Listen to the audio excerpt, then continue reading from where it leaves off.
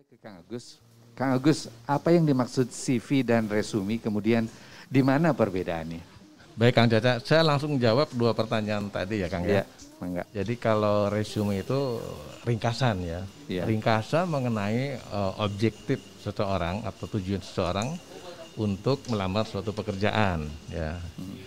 Dan berisi juga tentang kualifikasi dari yang bersangkutan serta pencapaian dari apa yang telah dilaksanakan atau telah dilakukan oleh seorang pelamar.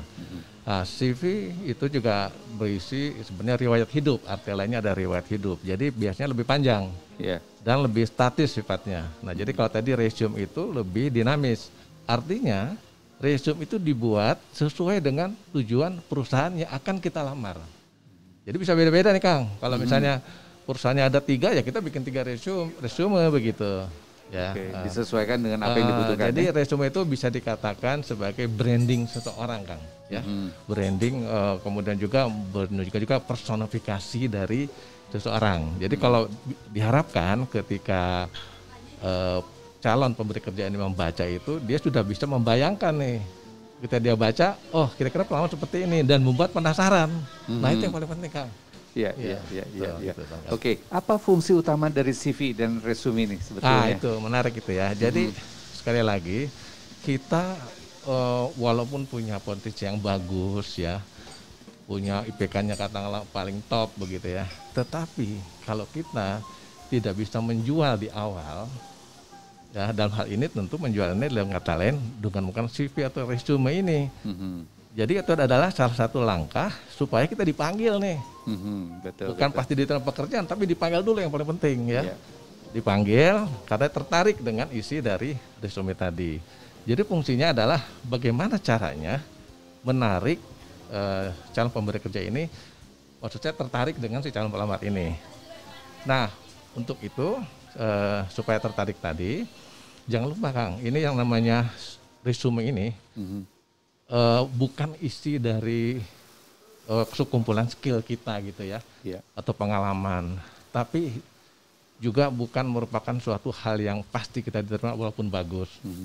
Juga yang paling penting diketahui adalah bahwa si HRD-nya ini belum tentu membaca detail, ya belum tentu dia. Jadi dia akan baca singkat, scanning.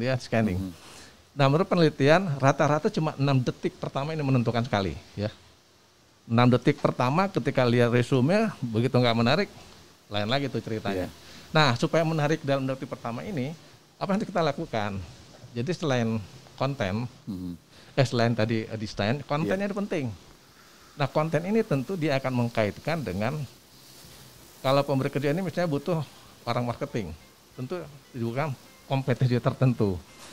5 atau 3 misalnya, dia akan cari begitu baca scanning nama juga kan, set ketemu misalnya, oh ya ini saya perlu orang yang interpersonal skill, itu yang dibaca, itu dulu yang penting, itu menarik dia, karena dia menyesuaikan dengan kebutuhan perusahaan. Nah di sini perlunya kita hati-hati ketika kita berikan suatu kualifikasi ya atau achievement tadi, kita harus bisa menggambarkan, oh memang saya dibutuhkan oleh perusahaan ini dengan pekerjaan tadi itu. Nah di sini barangkali walau itu selembar resume tadi, tetapi sebetulnya prosesnya cukup panjang karena kita harus memahami diri kita sendiri. Dulu saya melakukan apa, saat ini seperti apa, dan saya mau kemana. Itu tentu tidak mudah. Kemudian kita cocokkan dengan kebutuhan dari perusahaan tadi itu. Ya, jadi fungsinya tadi sekali lagi resume ini adalah persuasive message, pesan yang persuasif itu harus kita tekankan di sana. Bukan kita hanya sekedar memberikan informasi, tapi kita memberikan suatu bagaimana orang itu terpengaruh dengan apa yang saya sampaikan tadi. Itu dulu barangkali sementara.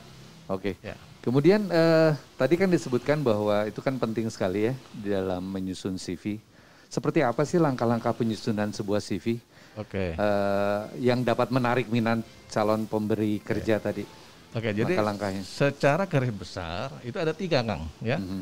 Perencanaan, kemudian penyelesaian, maksudnya penulisnya ya, prosesnya, dan terakhir adalah penyelesaian, itu finalnya. Saya jelaskan satu-satu ya. Jadi dalam perencanaan ini pada prinsipnya kita harus bisa dikatakan riset dulu. Perusahaan ini seperti apa sih? Dia butuh skill yang kayak gimana, untuk jabatan apa, baru kita cocokkan dengan apa yang kita punya dan kita inginkan. Nah tadi saya bilang, jadi kita untuk mengetahui apa kekuatan kita, kelemahan kita itu sepertinya mudah. Tapi sebetulnya itu perlu waktu ya, kalau orang yang tidak terbiasa. Jadi kita mematchkan antara apa yang dibutuhkan oleh perusahaan, terutama tadi kompetensinya untuk jabatan tertentu, dan apa yang kita punya gitu ya. Itu yang pertama. Yang kedua kita harus jujur, ya harus jujur. Karena kalau sampai ketahuan kita tidak jujur, kita misalnya menyontek saya punya orang lain, nanti masalahnya diwawancara ketahuan. Begitu ketahuan mereka menilai, sekarang aja udah berbohong, gimana nanti gitulah. Nah itu penting banget kejujuran tadi ya. Jadi kita rencanakan pada intinya adalah kita riset, kita harus tahu siapa yang kita hadapi, siapa yang akan kita tuju. Itu perencanaan. Sebenarnya banyak ya langkah-langkahnya. Yang kedua adalah penyelesaian, nanti juga penting nih. Jadi pada saat kita, maksud saya prosesnya ya, proses menulis CV-nya. Yang perlu kita ketahui adalah tadi itu ada kalimat-kalimat yang istilahnya ngambang gitu Kang ya.